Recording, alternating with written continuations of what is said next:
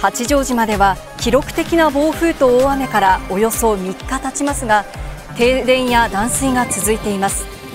住民らはお風呂に入れない状況が続いていましたが、今日はホテルの大浴場が開放され、340人以上が訪れたということです。